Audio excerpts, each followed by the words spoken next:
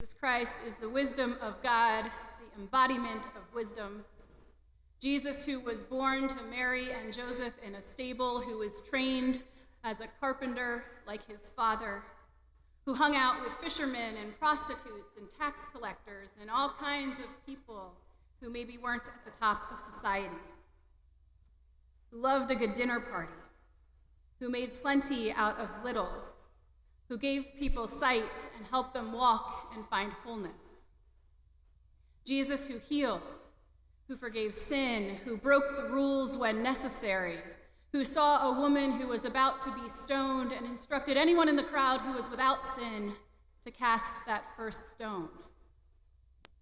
Jesus, who wept when his dear friend Lazarus died, who laughed with his friends and sailed with them and prayed with them, who traveled around celebrating and rejoicing each time someone lost was found, who shook the dust from his feet when they weren't, who got angry at injustice and overturned the tables of corrupt people in the temple.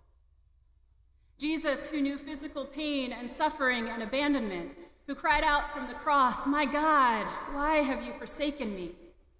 Jesus, who pleaded, "Father, forgive them, for they know not what they do," who died. Jesus, who showed up again in the garden and called out Mary, who showed up on the road and walked with his disciples as they missed him, who showed up in a locked room and wished peace to his friends who were hiding there, who grilled fish on the beach for those same friends. Jesus, who ascended back to God, who sent the Holy Spirit, and who lives on through us in all of the mystery of that. Jesus is the wisdom of God, the power of God, the embodiment of God. Before the mountains had been shaped, before the hills, I was brought forth. I was beside him like a master worker, and I was daily his delight, rejoicing with him always, rejoicing in his inhabited world, and delighting in the human race. So wisdom is delight and joy, says Proverbs 8. It's knowing the limits of our knowledge, says Ecclesiastes.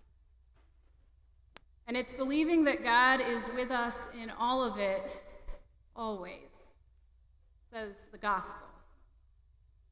God is with us, and we are with each other, not alone, but walking together.